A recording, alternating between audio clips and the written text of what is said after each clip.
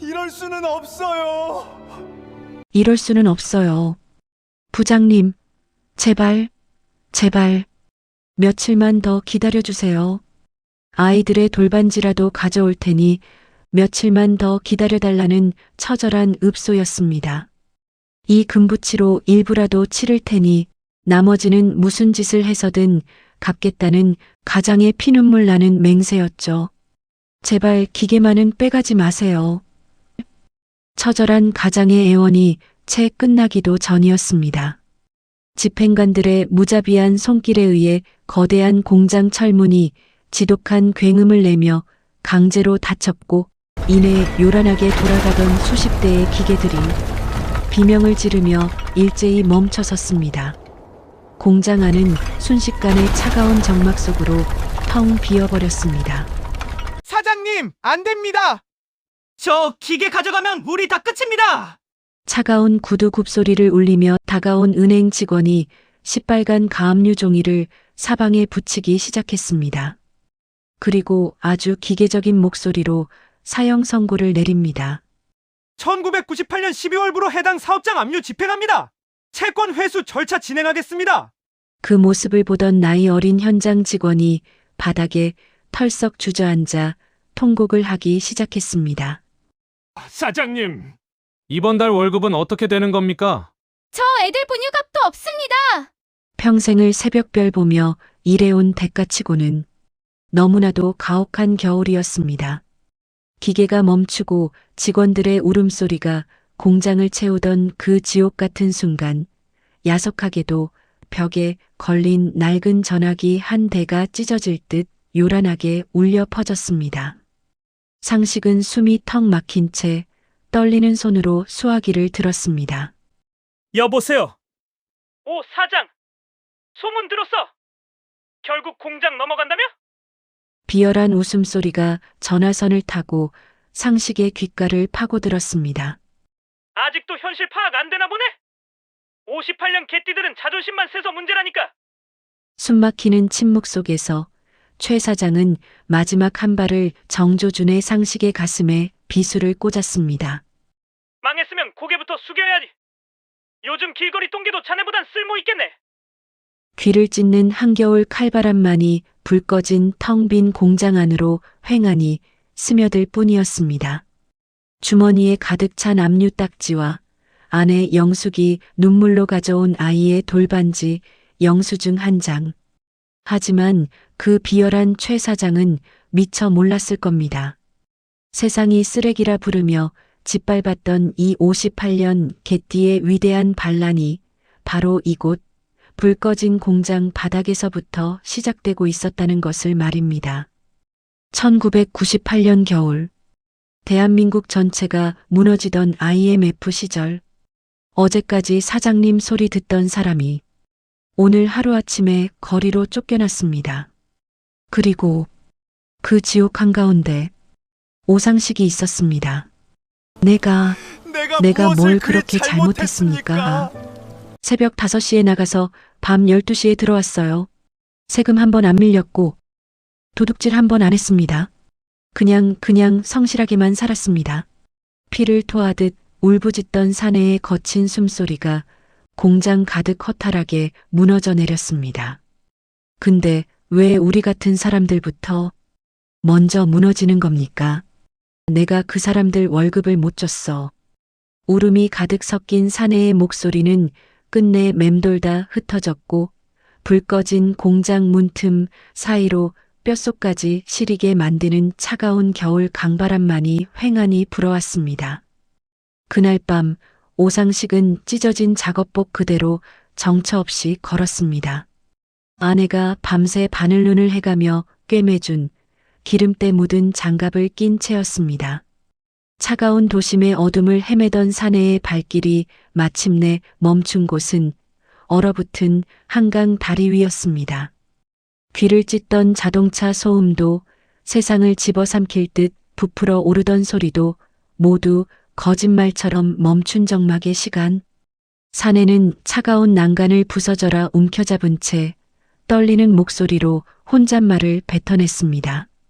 우리 상민이 운동화도 못 사줬는데 지연이는 수학여행 간다던데 나는 아버지 자격도 없는 놈인가.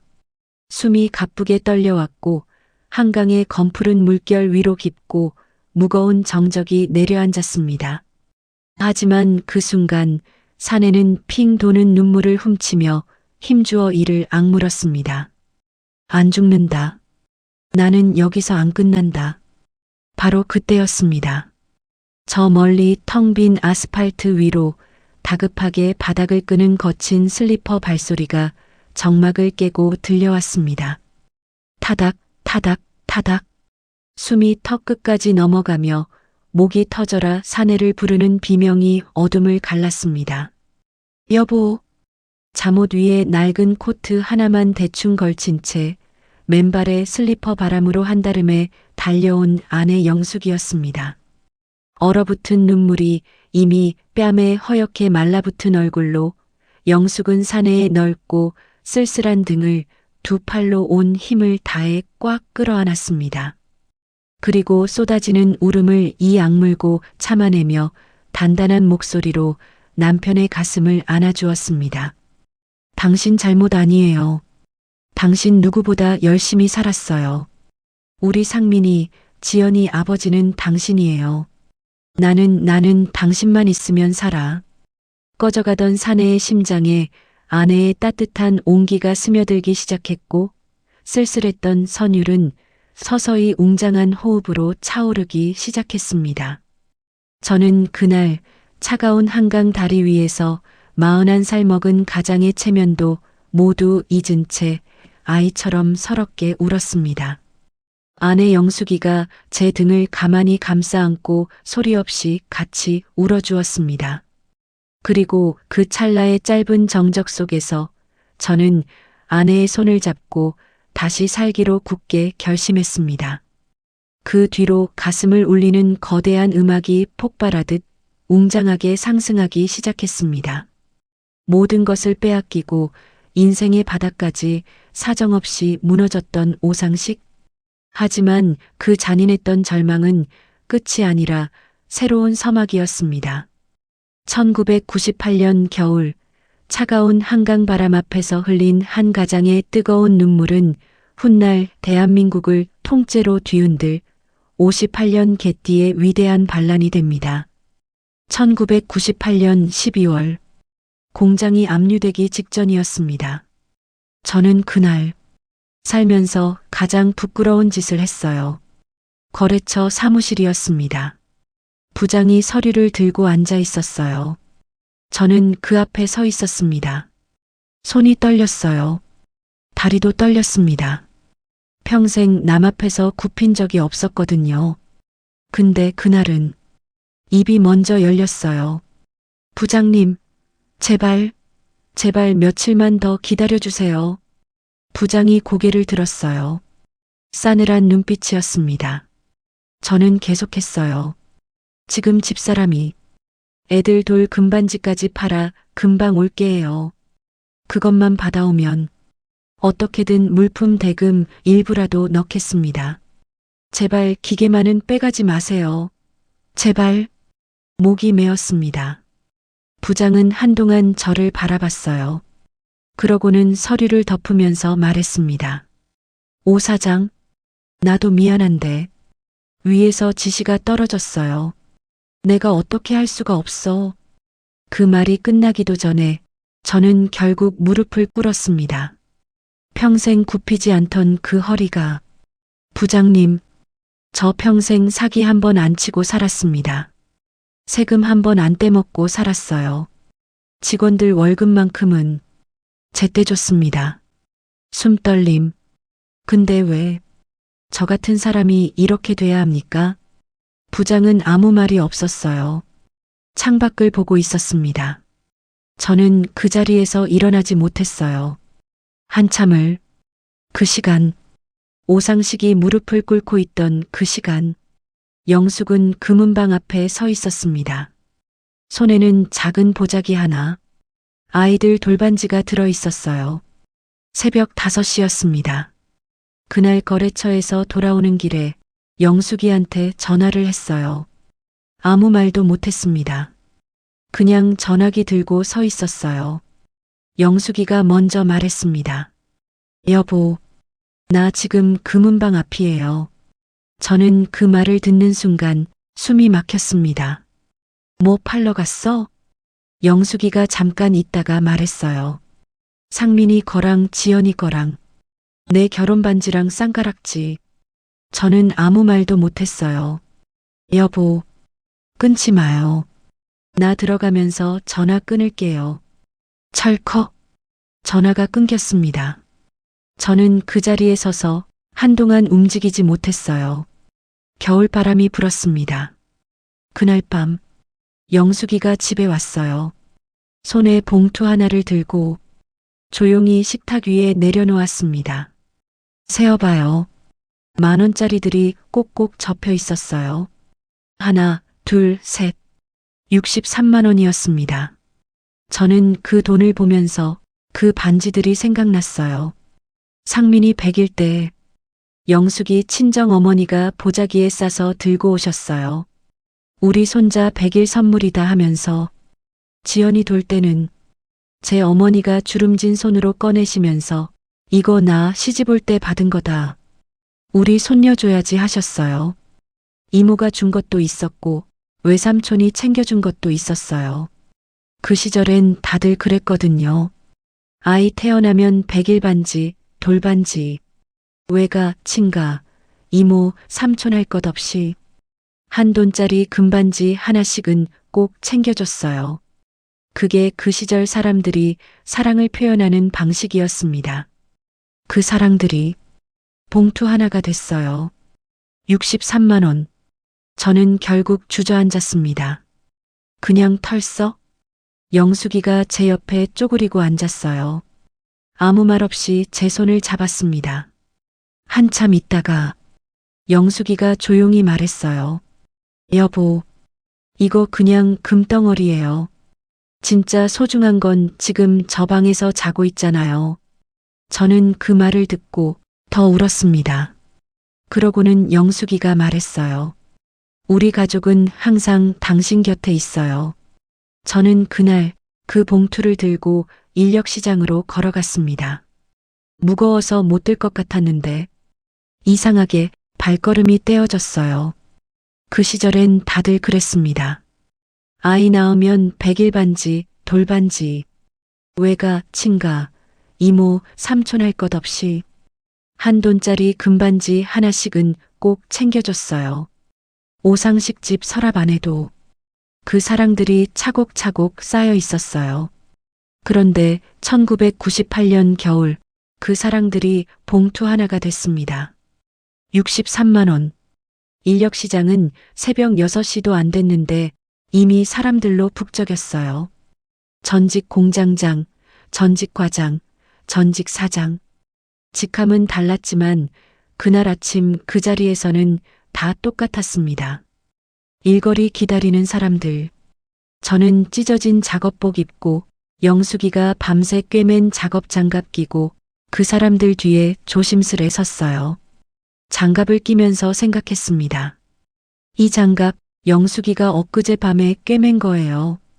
솜이 다 빠져나온 걸 보고 밤 11시에 바느질 통 꺼내서 혼자 꿰매더라고요. 저한테 말도 안 하고 아침에 일어나 보니까 장갑이 새 것처럼 돼 있었습니다. 그걸 끼면서 저는 발이 안 떨어졌어요. 그래도 가야 했습니다. 돈이 없으면 눈빛이 달라진다는 걸 그날 처음 몸으로 알았어요. 인력시장 반장이 소리쳤습니다. 철거 현장 5명, 빨리 나와. 저도 손을 들었어요. 그때였습니다.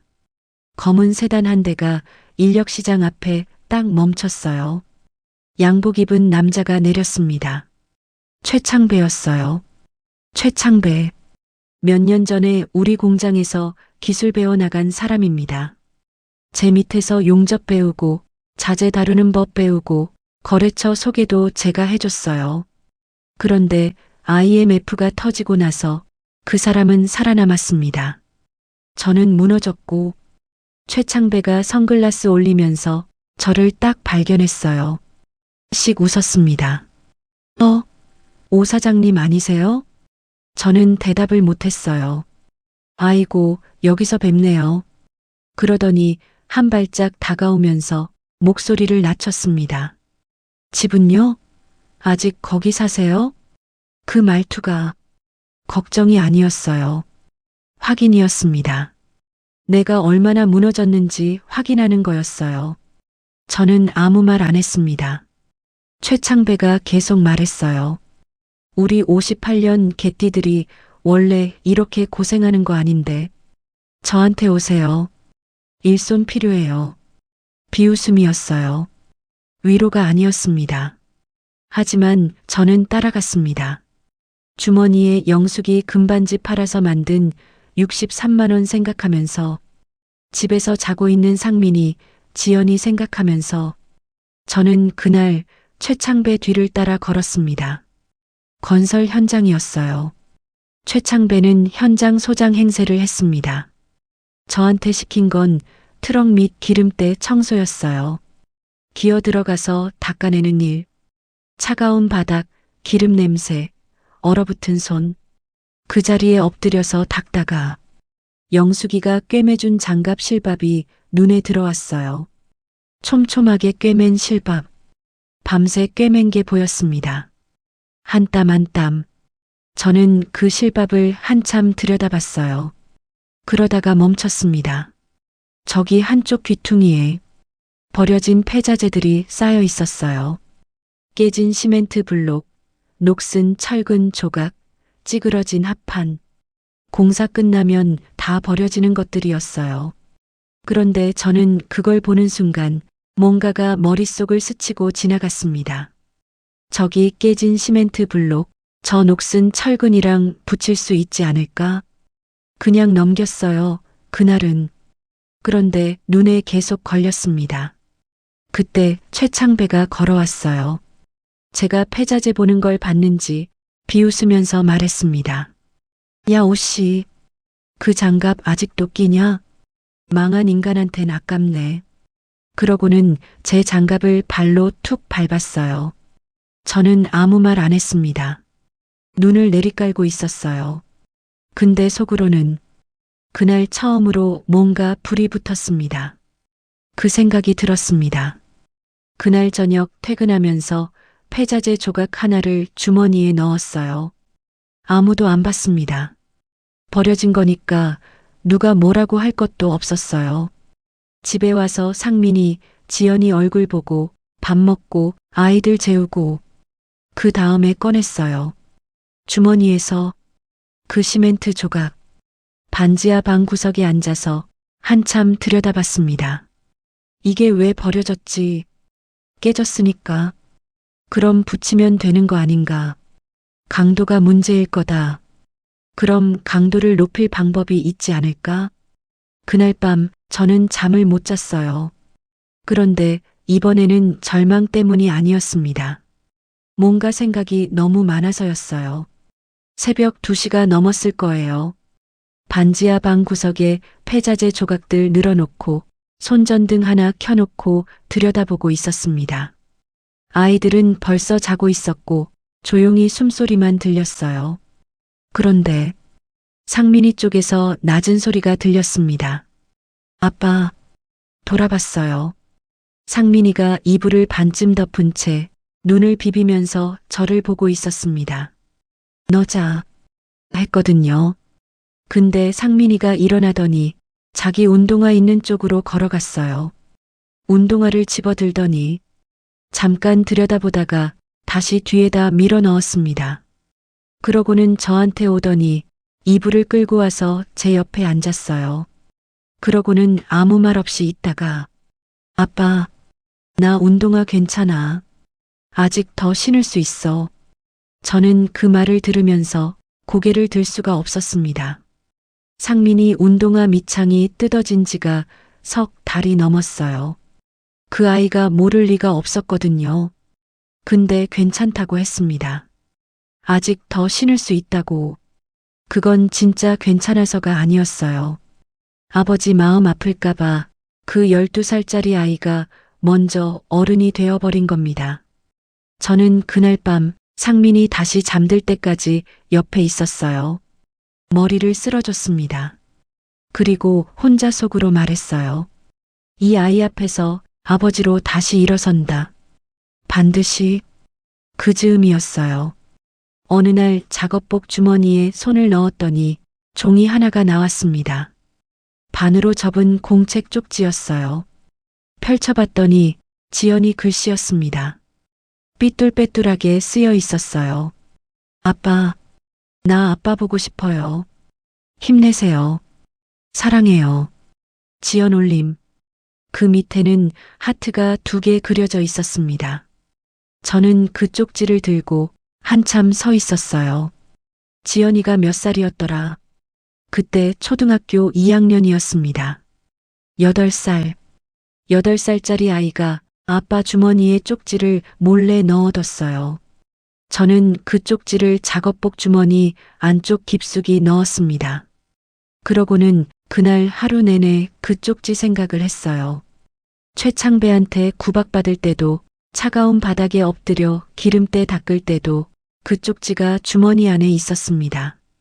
그날도 영숙이는 11시가 넘도록 앉았어요. 설거지 소리가 들리다가 조용해지다가 그러더니 조심조심 반지하 쪽으로 내려왔습니다. 제가 폐자재 조각들 앞에 쪼그리고 앉아 있었거든요. 영숙이가 옆에서 한참 보더니 밥은요? 저는 먹었다고 했어요. 안 먹었는데. 영숙이도 알면서 그냥 뭐라고 안 했습니다. 잠시 후에 국 한 그릇을 갖다 놓더니 제가 들고 있던 폐자재 조각 하나를 가만히 집어들었어요. 이리 뒤집고 저리 뒤집고 한참 보더니 내려놓고 그러고는 이렇게 말했습니다. 여보, 나도 잘 모르겠어요. 근데 당신 눈빛이 달라진 건 알아요. 예전에 공장 처음 차릴 때 그 눈빛이에요. 그러니까 해봐요. 이번엔 나도 같이 버틸게요. 저는 순간 멈췄어요. 그 말이 힘내세요 같은 말이 아니었거든요. 저한테 쏟아붓는 위로가 아니라 옆에서 같이 버티겠다는 말이었어요. 눈물이 났습니다. 참으려고 했는데 안 됐어요. 영숙이는 그냥 제 등을 한번 쓸어주고 말없이 올라갔습니다. 저는 한참 그 자리에 앉아 있었어요. 그 손길이 다 식을 때까지. 한 달쯤 됐을 거예요. 매일 밤 폐자재 연구하면서 낮에는 현장 일 나가고 틈틈이 버려진 재료들 주워다가 접착 실험을 반복했습니다. 그러던 어느 날 밤 사고가 났어요. 폐자재 접착 실험을 하다가 화학약품 비율을 잘못 맞췄습니다. 반응이 이상하다 싶었는데 미처 피하기 전에 천장 모서리 쪽 석고가 쏟아졌습니다. 쿵! 먼지가 확 일었어요. 그때 마침 영숙이가 간식 갖다 주려고 내려오다가 계단 위에서 그걸 다 봤습니다. 영숙이가 소리를 질렀어요. 여보, 내려와서 보니까 제 어깨에 석고 조각이 박혀 있었고 손목에 화학약품이 튀어서 빨갛게 올라와 있었습니다. 영숙이가 제 손목 잡고 수건으로 닦으면서 눈물이 났어요. 저는 괜찮다고 했지만 영숙이 손이 떨리고 있었거든요. 한참 있다가 영숙이가 저를 쳐다봤어요. 눈이 빨개져 있었습니다. 그러고는 떨리는 목소리로 이렇게 말했어요. 괜찮아요. 다시 해봐요. 저는 그 말을 듣고 영숙이 손을 꼭 쥐었습니다. 아무 말도 못했어요. 이 사람이 넘어지면 같이 넘어지고 일어서면 같이 일어서는 사람이라는 걸 그날 또 한 번 알았습니다. 그날 밤 저는 다시 앉았어요. 실패한 자리에 다시 시작했습니다. 며칠 뒤였어요. 현장에서 일하다가 최창배가 또 나타났습니다. 제가 버려진 시멘트 블록 하나를 유심히 보고 있었거든요. 최창배가 다가오더니 비웃으면서 말했습니다. 야, 오씨, 아직도 쓰레기 주워다 붙이고 있냐? 저는 그냥 봤습니다. 아무 말 안 했어요. 최창배가 계속 말했어요. 58년 개띠는 원래 이렇게 사는 거야. 미련하게. 그러고는 가버렸습니다. 저는 그 뒷모습을 봤어요. 그리고 생각했습니다. 두고 봐라가 아니었어요. 그냥 실패를 거듭하면서 조금씩 뭔가 보이기 시작했어요. 깨진 시멘트 블록이랑 철근 조각. 이걸 그냥 붙이려고 하면 안 됩니다. 온도가 문제였어요. 건조 속도가 문제였어요. 근데 어느 날 비가 왔습니다. 비 오는 현장에서 시멘트 타설하는 걸 보다가 멈췄어요. 비를 맞은 시멘트가 굳는 속도가 맑은 날이랑 달랐습니다. 습도가 변수였어요. 그날 집에 와서 영숙이한테 말했어요. 영숙아, 나 뭔가 찾은 것 같아. 영숙이가 뭐냐고 물었습니다. 저는 말로 설명을 못했어요. 그냥 웃었습니다. 오랜만에 웃었어요. 영숙이가 그 얼굴 보더니 말없이 따뜻한 밥 한 그릇 갖다 줬습니다. 그날 밥이 참 맛있었어요. 버려진 것들을 다시 쓸 수 있다. 깨진 것들을 다시 붙일 수 있다. 오상식은 그걸 패자제에서 배웠습니다. 그리고 동시에 자기 자신에 대해서도 그렇게 생각하기 시작했습니다. 버려진 사람이 아니라 아직 쓸 수 있는 사람, 깨진 사람이 아니라 다시 붙일 수 있는 사람. 그 생각이 훗날 대한민국을 뒤흔들 58년 개띠의 반란이 시작되는 자리였습니다. 1999년 1월 공장이 압류된 지 한 달이 지났습니다. 오상식은 매일 새벽 인력시장으로 나갔어요. 낮에는 최창배 밑에서 허드렛 일을 했고 밤에는 반지하 방 구석에 앉아 패자재를 들여다봤습니다. 잠을 제대로 잔 날이 없었어요. 그래도 멈추지 않았습니다. 어느 날 새벽이었습니다. 며칠째 밤을 새운 오상식은 반지하 작업실에 홀로 앉아 있었어요. 손등은 다 터져 있었고 손톱 사이엔 시멘트 가루가 박혀 있었습니다. 입김이 하얗게 퍼질 만큼 추운 밤이었어요. 그날도 저는 접착제를 섞고 폐목재를 자르고 깨진 콘크리트를 다시 붙였습니다. 그리고 망치를 들었어요.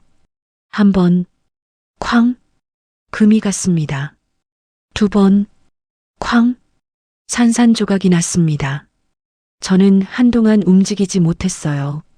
며칠 밤 세운 결과물이 눈앞에서 쓰레기처럼 부서져 있었습니다. 갑자기 힘이 쭉 빠지더군요. 그대로 주저앉았습니다. 그때 발소리가 들렸어요. 타박, 타박. 영숙이었습니다. 도시락 가방을 들고 조용히 걸어오고 있었어요. 저는 고개를 숙인 채 말했습니다. 안 된다. 또 실패했어. 영숙은 아무 말 없이 제 옆에 앉았습니다. 그런데 그 순간 저는 처음으로 화를 냈어요. 뭐가 괜찮아. 애들 운동화도 못 사주는데, 지연이 수학여행도 못 보내는데, 당신 금반지까지 팔았는데, 숨이 떨렸습니다. 내가 지금 여기서 뭘 하고 있는지도 모르겠어. 제 목소리가 차가운 반지하 공기 속에서 울렸어요.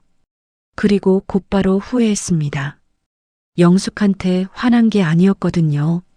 저 자신한테 화난 거였어요. 한참 침묵이 흘렀습니다. 영숙이 아주 조용하게 말했어요. 여보, 나 그 반지 안 아까워요. 저는 고개를 들지 못했습니다. 영숙이 천천히 말을 이었어요. 상민이 100일 때도 꼈고 지연이 돌잔치 때도 꼈던 반지지만 당신 다시 일어설 수 있다면 100개라도 팔 수 있어요. 그 말을 듣는데 가슴이 무너지더군요. 그 여자 평생 오상식 곁에서 단 한 번도 원망하지 않았습니다. 그래서 더 미안했어요. 그래서 더 살아야 했습니다. 그때 작은 발소리가 들렸습니다. 뒤를 돌아보니 상민이가 문 앞에 서 있었어요. 손에는 구겨진 작업복 하나. 기름 냄새 밴 그 작업복을 상민이가 다려서 들고 온 거였습니다. 아빠, 내가 다려놨어. 저는 순간 말을 잃었어요. 상민이가 괜히 웃어 보였습니다. 아빠 성공하면 그때 새 운동화 사줘. 그 말을 듣는데 눈물이 날 것 같았습니다.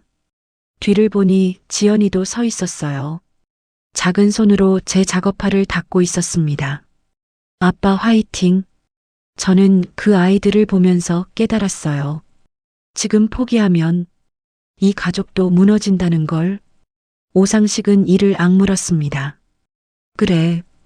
58년 개띠는 여기서 안 끝난다. 나는 반드시 다시 일어난다. 다음 날 새벽, 오상식은 다시 폐자재 앞에 앉았습니다. 전날 실패한 조각들을 다시 바라봤어요. 그때였습니다. 깨진 단면 안쪽이 눈에 들어왔어요. 겉은 부서졌는데 안쪽은 살아 있었습니다. 저는 미친 사람처럼 다시 접착제를 섞기 시작했어요. 새벽이 지나고 아침이 지나고 해가 질 때까지 손이 떨렸습니다. 숨을 참고 망치를 들었어요. 쾅! 멀쩡했습니다. 다시 쾅! 깨지지 않았습니다. 저는 숨도 못 쉬고 그 조각을 바라봤어요. 그리고 천천히 주저앉았습니다. 된다. 진짜 된다. 눈물이 흘렀습니다. 소리도 없이 영수가 나 이제 다시 아버지 될 수 있을 것 같아. 영숙의 눈가에 눈물이 맺혔습니다. 상민이도 지연이도 아무 말 없이 웃고 있었어요. 그 반지하 방에 오랫동안 없었던 것이 돌아왔습니다. 웃음이었어요. 며칠 뒤였습니다. 최창배가 또 나타났어요. 이번에는 현장이 아니었습니다. 반지하 작업실 앞이었어요. 최창배는 방 안을 둘러보다가 실험대 위에 샘플을 집어들었습니다. 손으로 만져보더니 눈빛이 달라졌어요. 이거 진짜네? 피식 웃었습니다.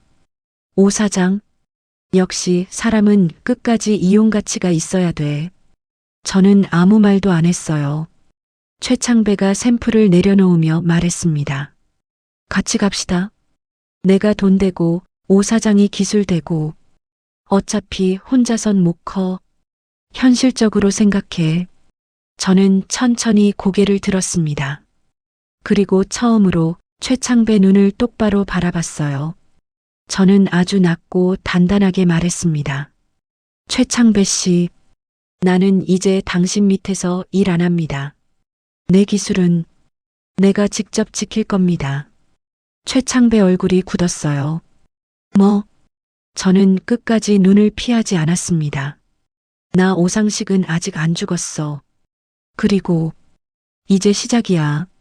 최창배는 아무 말 없이 돌아섰습니다. 문 닫히는 소리가 유난히 크게 울렸어요. 오상식은 그 소리를 들으면서 창밖을 바라봤습니다. 하늘이 맑았어요. 기술이 완성된 지 사흘 후였습니다. 오상식은 낡은 가방 하나 들고 작은 건설 현장 사무실 앞에 섰어요. 구겨진 작업복, 해진 운동화, 그리고 영숙이 밤새 다려준 셔츠 하나. 현장 소장이 고개를 들었습니다. 오상식 씨? 폐자재로 건축자재 만든다는 분? 솔직히 말할게요. 이런 건 처음 봅니다. 괜히 문제 생기면 현장 다 날아가요. 책임질 수 있어요? 오상식은 한동안 말이 없었습니다. 그리고 천천히 가방 안에서 샘플을 꺼냈어요. 바닥에 내려놓고 망치를 들었습니다. 쾅! 샘플은 멀쩡했어요. 쾅! 깨지지 않았습니다. 현장이 조용해졌어요. 인부 하나가 중얼거렸습니다. 진짜 안 깨지네. 오상식은 숨을 고른 뒤 말했습니다. 저 망한 사람 맞습니다. 하지만 사기꾼은 아닙니다. 제 이름 걸고 만든 겁니다. 한참 뒤 현장 소장이 계약서를 꺼냈어요. 좋습니다. 한번 갑시다.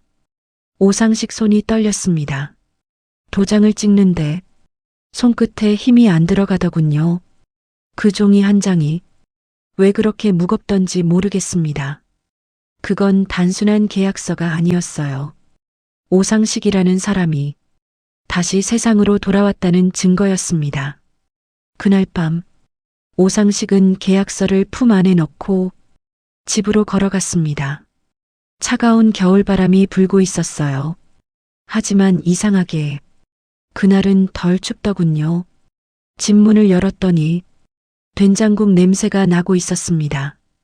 영숙은 오상식 얼굴 보자마자 뭔가 알아챈 듯 멈춰 섰어요.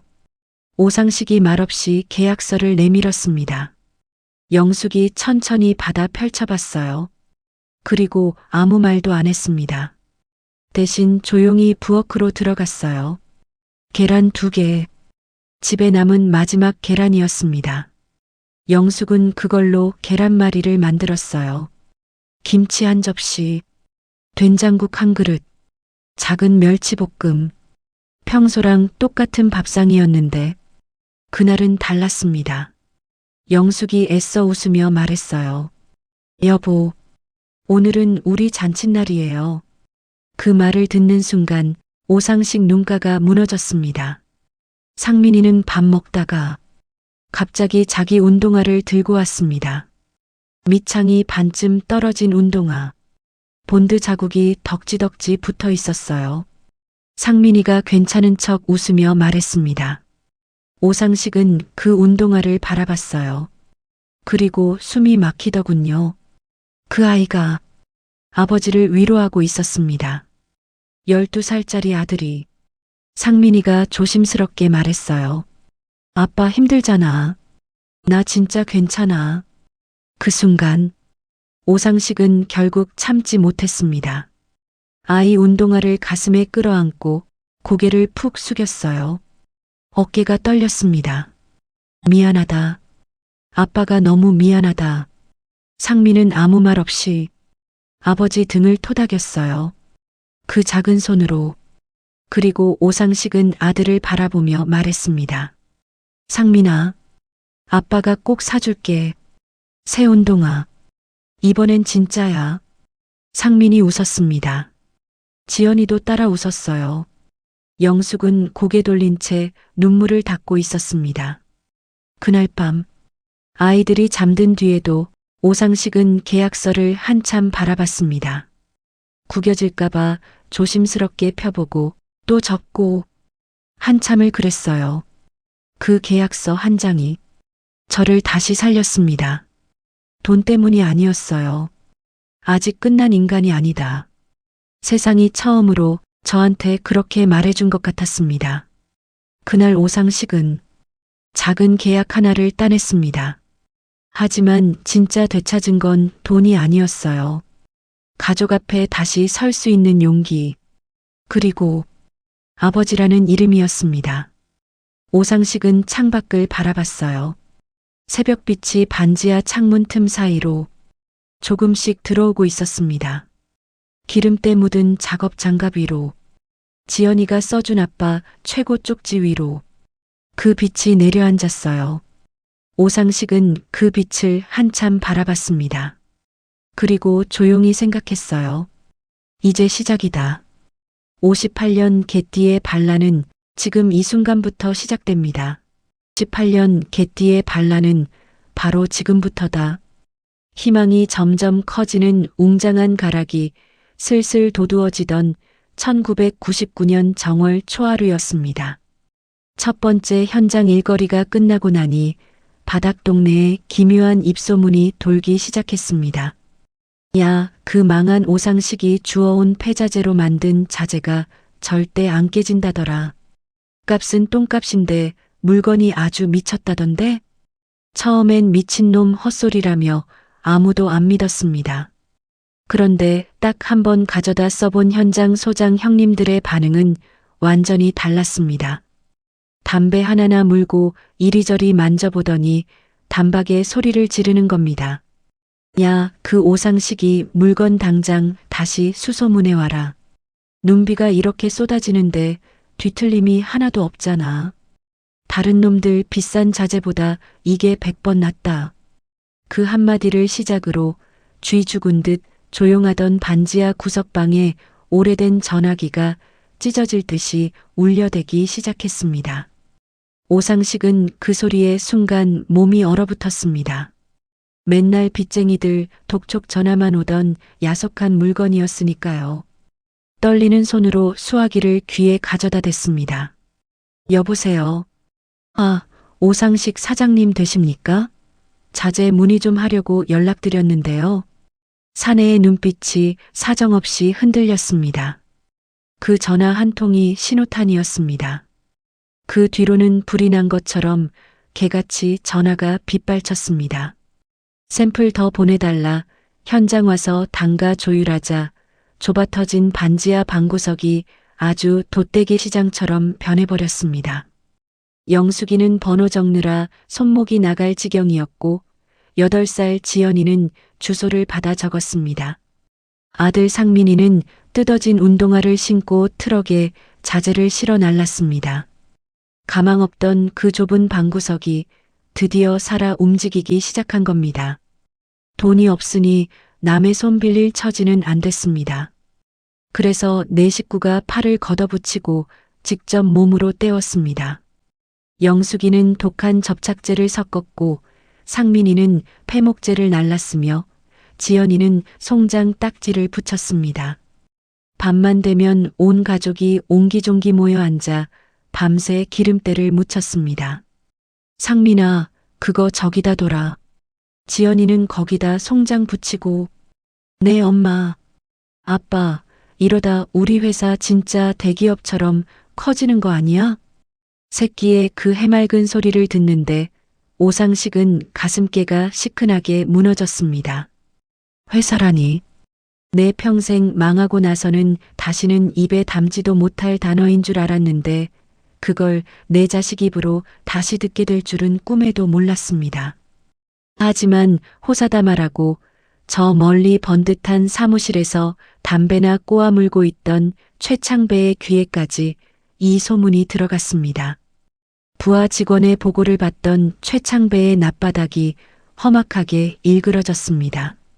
요즘 현장 몇 군데가 오상식 물건으로 싹 넘어가 버렸다는 소리였습니다. 쾅! 최창배가 핏대를 세우며 책상을 부서져라 내리쳤습니다. 그 거지 새끼가 감히 내 밥그릇을 건드려? 오상식이 그 인간이 아직도 땅바닥을 기어다니지 않고 살아있었단 말이야. 그날 밤 도끼가 바짝 오른 최창배가 직접 오상식의 반지하 작업장 문을 구두발로 까부수며 들어왔습니다. 쾅! 영숙이와 새끼들이 자지러지게 놀라 돌아봤습니다. 최창배는 거만하게 사방을 둘러보더니 이내 이죽거리며 비웃었습니다. 야, 오상식? 지금 이따위 쓰레기 더미가 회사냐? 어디 길거리 쓰레기 주워다가 애들 속꿉 장난하는 것도 아니고 뭐하는 짓거리야? 상민이 낯빛이 시퍼렇게 굳었고 지연이는 겁에 질려 엄마 치맛자락 뒤로 숨었습니다. 영숙이가 이 악물고 새끼들 앞을 막아서는데 최창배는 오상식이 피땀 흘려 만든 샘플 자재 하나를 싹 집어들더니 그대로 바닥에 팽개쳐버렸습니다. 쨍그랑! 어린 지연이가 깜짝 놀라 서럽게 통곡을 터뜨렸습니다.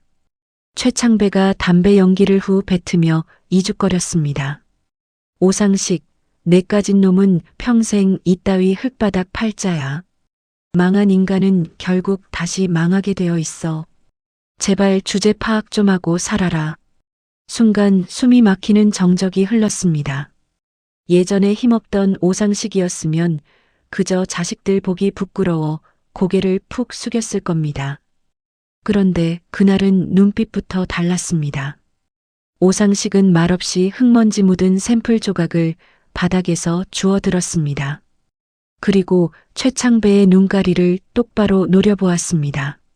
아주 낮고 칼날처럼 단단한 목소리가 터져나왔습니다. 최창배 씨, 당신은 아직도 대가리가 안 돌아가나 보네. 뭐라고? 세상이 버렸다고 해서 그게 다 끝난 게 아니란 말이다. 반지하 공기가 순식간에 얼음장처럼 굳어버렸습니다. 최창배는 피식 코웃음을 치며 돌아섰지만 나가기 직전 뱀 같은 목소리로 비수를 꽂았습니다. 어디 한번 끝까지 기어 올라와 봐라. 내가 내 놈 숨통을 완전히 끊어줄 테니까. 쾅! 문이 닫히고 휑한 바람만 불었습니다. 지연이가 울먹이며 물었습니다. 아빠, 저 아저씨 또 오면 어떡해? 오상식은 참았던 거친 숨을 고르며 가만히 딸내미의 헝클어진 머리를 쓸어내렸습니다. 안 온다. 이제 이 아빠가 저딴 놈들은 싹 다 막아낼 거야. 걱정 마라.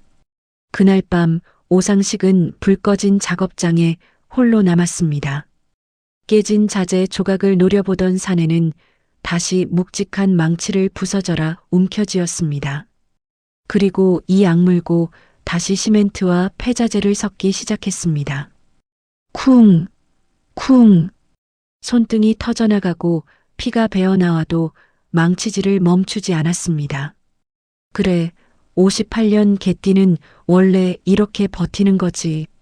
남들이 밟으면 밟을수록 독해지고 깨지면 깨질수록 더 단단해지는 게 58년 개띠다. 최창배, 이번엔 내가 절대로 안 무너진다. 두고 봐라. 내 놈이 내 앞에 무릎 꿇는 날이 반드시 올 테니까. 그날 이후 오상식의 기술은 지독한 도끼를 품고 더 단단해졌으며 그 사내의 오기는 쓰러져가던 세상을 흔들기 시작했습니다. 그리고 그 비열한 최창배는 꿈에도 몰랐을 겁니다. 자기가 쓰레기라 부르며 짓밟았던 그 오상식 앞에 훗날 자신이 핏대를 세우며 처절하게 무릎 꿇고 목숨을 구걸하게 될 줄은 말입니다. 2026년 겨울 강남 테헤란로 대한민국 친환경 건축업계 1위 대한에코그린. 불과 30여 년 전 고물장에서 폐목재를 주워 다니던 오상식은 이제 연 매출 수천억 기업의 회장이 되어 있었습니다. 직원들이 허리를 숙였습니다. 안녕하십니까, 회장님. 오상식은 말없이 고개만 끄덕였어요. 검은 코트, 반듯한 정장, 그리고 기름때 대신 세월이 묻은 손. 하지만 그 눈빛만큼은 1998년 그 겨울과 똑같았습니다. 비서가 조심스럽게 들어왔습니다. 회장님, 오늘 하청 계약 요청 업체 대표가 도착했습니다. 그래요? 비서가 서류를 내밀었습니다. 오상식은 무심코 넘겨보다가 손을 멈췄습니다. 서류 위 이름, 최창배. 순간 공기가 얼어붙었습니다. 손끝이 아주 미세하게 떨렸어요. 그 이름을 보는 순간 1998년 겨울이 다시 들리더군요. 요즘 길거리 똥개도 너보단 쓸모 있겠다. 망한 인간한텐 장갑도 아깝네. 그 목소리가 귓가에서 다시 살아났습니다. 비서가 조심스럽게 물었어요. 회장님? 오상식은 천천히 서류를 덮었습니다. 그리고 아주 낮게 말했어요. 들여보내세요. 회장실 문이 열렸습니다. 한 노인이 천천히 들어왔어요. 허리 굽은 몸, 낡은 코트, 얼굴엔 깊은 주름, 그리고 완전히 죽어버린 눈빛. 한때 사람 위에서 군림하던 최창배는 이제 다 망가진 노인이 되어 있었습니다. 세월은 공평했습니다. 남을 짓밟고 올라간 사람은 결국 자기 욕심에 무너졌어요. 최창배 회사는 무리한 투자와 부실 공사로 무너졌고 은행 압류 직전까지 몰려 있었습니다. 그리고 마지막으로 찾아온 곳이 바로 대한에코그린이었어요. 최창배는 고개 숙인 채 서류를 내밀었습니다. 회장님, 한 번만 기회를 주십시오. 이번 계약만 성사되면. 그는 아직 몰랐습니다. 눈앞 회장 의자에 앉아있는 남자가 과거 자신이 짓밟았던 오상식이라는 걸. 오상식은 말없이 최창배를 바라봤습니다. 그리고 천천히 입을 열었어요. 최 사장. 최창배 눈썹이 꿈틀했습니다. 익숙한 목소리였어요. 고개를 천천히 들었습니다. 그리고 굳어버렸습니다. 최창배 눈동자가 흔들렸습니다. 입술까지 떨리기 시작했어요. 오상식? 오상식은 천천히 자리에서 일어났습니다. 그리고 창밖 강남 빌딩 숲을 등진 채 최창배 앞으로 걸어왔어요. 구두 소리만 회장실에 울렸습니다. 또각, 또각, 또각. 오상식이 아주 낮고 단단하게 말했습니다. 오랜만이네. 침묵이 흘렀습니다. 최창배 얼굴이 하얗게 질렸어요. 오상식은 한동안 최창배를 바라봤습니다. 분노도 아니고 증오도 아니었어요. 그보다 더 차가운 감정, 끝났다는 눈빛이었습니다. 기억나나? 1998년 겨울. 침묵. 트럭 밑에 날 기어 들어가게 했던 거. 최창배 입술이 떨렸습니다. 영숙이가 꿰매준 장갑. 기름통에 던졌던 것도 기억나고 최창배는 아무 말도 못했습니다. 오상식은 천천히 고개를 숙여 최창배 눈을 똑바로 바라봤어요. 그리고 아주 조용하게 말했습니다. 최 사장, 돈 몇 푼 쥐었다고 사람을 개처럼 부리던 시절이 그립나? 긴 침묵이 흘렀습니다. 똑똑히 봐. 당신이 쓰레기라고 버렸던 숨을 고른 뒤 말했습니다. 그 58년 개띠가 바로 나야. 최창배 다리가 풀렸습니다. 그 자리에서 주저앉았어요. 눈물이 떨어졌습니다. 한 번만 살려줘. 상식아. 하지만 오상식 표정은 흔들리지 않았습니다. 오상식은 천천히 계약서를 밀어냈어요. 대한에코그린은 부실업체와 계약 안 합니다. 최창배 얼굴이 무너졌습니다. 그리고 차갑게 말했어요. 난 당신처럼 사람 안 밟고 올라왔어. 최창배가 나간 뒤 회장실엔 정적만 남았습니다. 오상식은 창밖을 바라봤어요.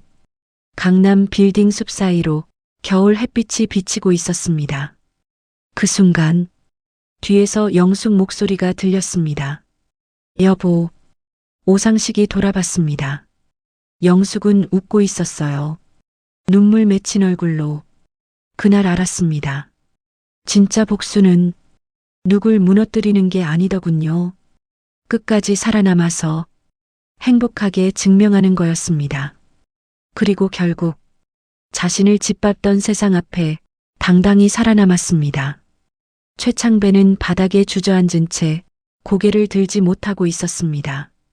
불과 30여 년 전 사람 위에 군림하던 남자. 망한 놈은 사람도 아니다. 그 말을 입에 달고 살던 사람이 이제는 남의 회장실 바닥에서 숨조차 제대로 쉬지 못하고 있었어요. 상식아, 사람 하나 살린다 생각하고 이번 한 번만. 목소리가 갈라졌습니다. 그 순간 오상식은 문득 1998년 겨울 공사장이 떠올랐어요. 신용불량자 새끼가 어디서 돈 타령이야. 길거리 똥개도 너보단 쓸모 있겠다. 개처럼 버텨야 살아남는 거야. 그 목소리들이 회장실 안에서 다시 울리는 것 같았습니다. 신기하더군요. 30년이 지나가는데도 사람을 짓밟던 말은 몸속 어딘가에 그대로 남아 있었습니다. 최창배는 떨리는 손으로 계약서를 밀었습니다. 이번 현장만 살면 우리 직원들도 살 수 있어. 오상식 눈빛이 흔들렸습니다. 직원들, 그 단어 때문이었어요. 오상식은 한동안 말이 없었습니다. 창밖만 바라봤어요. 강남 한복판, 수백억짜리 빌딩들, 그 풍경을 보는데 갑자기 반지하 방이 떠오르더군요. 해진 운동화, 계란말이 하나, 그리고 상민이 웃던 얼굴. 저 사람도 한때는 가족이 있었겠지. 직원들 먹여 살린다고 버텼겠지. 근데 왜 사람을 그렇게 짓밟았을까? 왜 그렇게까지 잔인했을까? 조용한 구두 소리가 들렸습니다. 영숙이 회장실 안으로 들어왔어요. 최창배는 고개조차 못 들었습니다. 영숙은 잠시 그를 바라보다 조용히 오상식 곁에 섰어요. 그리고 아주 작게 말했습니다. 여보, 당신 마음 가는 대로 해요. 짧은 한마디. 하지만 오상식은 알았습니다. 그 말 속엔 지난 30년이 전부 들어있다는 걸. 오상식은 천천히 계약서를 들어 올렸습니다. 최창배 눈빛이 흔들렸어요. 희망이 스쳤습니다. 하지만 다음 순간 오상식은 계약서를 찢어버렸습니다. 최창배 얼굴이 굳었어요. 최창배, 나는 당신처럼 안 살아. 침묵이 흘렀습니다. 사람 밟고 올라가는 인생. 그거 결국 다 돌아오더라. 최창배 눈물이 떨어졌습니다. 당신 무너진 건 IMF 때문이 아니야. 당신이 사람을 함부로 살았기 때문이야. 회장실 공기가 얼어붙었습니다. 최창배는 끝내 고개를 떨궜습니다. 그리고 천천히 무릎을 꿇었어요. 미안하다. 정말 미안했다. 그 순간 오상식 눈빛이 아주 잠깐 흔들렸습니다. 하지만 이내 단단해졌어요. 사과는 그때 내 직원들한테 했어야지. 숨을 고른 뒤 말했습니다. 내 아이들 앞에서 했어야지. 최창배는 아무 말도 못했습니다. 오상식은 비서를 불렀습니다. 최 사장님 나가시게 도와드리세요. 최창배는 휘청거리며 일어났습니다. 그리고 문 앞에서 한번 뒤돌아봤어요. 오상식은 더 이상 그를 보고 있지 않았습니다. 창밖을 바라보고 있었어요. 이미 끝난 사람이란 듯이 그 모습에 최창배 얼굴이 완전히 무너졌습니다. 문이 닫혔어요. 영숙이 조용히 물었습니다. 후회 안 해요? 오상식은 한참 말이 없었어요. 그리고 아주 천천히 웃었습니다. 응, 이제야 진짜 사람 된 것 같다. 가장 통쾌한 복수는 누군가를 무너뜨리는 게 아니었습니다. 끝까지 버텨서 살아남는 것.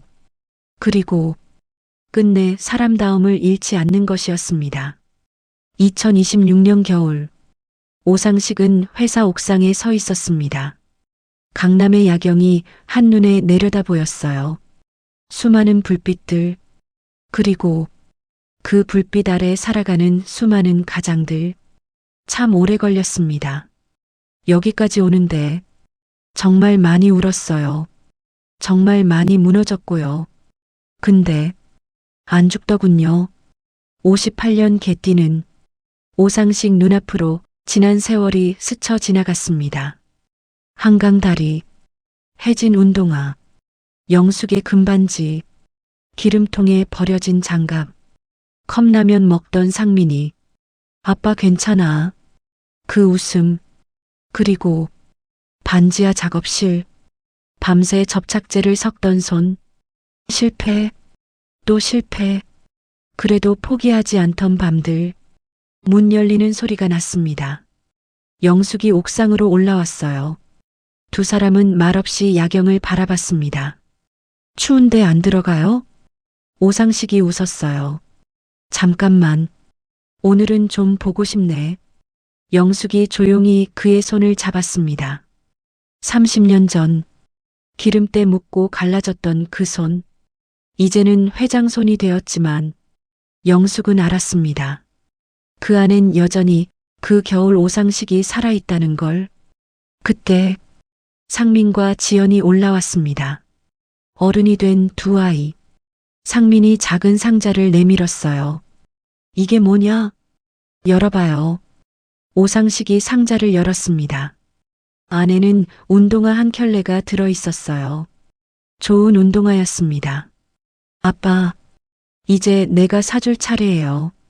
그 순간 오상식 눈시울이 붉어졌습니다. 오상식은 운동화를 가만히 쓰다듬었어요. 그리고 작게 웃었습니다. 좋다. 정말 좋다. 그가 진짜 원했던 건 돈도 빌딩도 회장 자리도 아니었습니다. 가족을 다시 웃게 만드는 것. 그게 58년 개띠 오상식이 끝까지 버틴 이유였습니다. 오상식은 강남 야경을 바라보며 아주 천천히 말했습니다. 세상이 우릴 버려도 우리는 버티며 살았다. 침묵이 흘렀습니다. 새벽 별 보며 일했고 가족 먹여 살리겠다고 허리 한번 못 펴고 살았다. 숨을 고른 뒤 말했어요.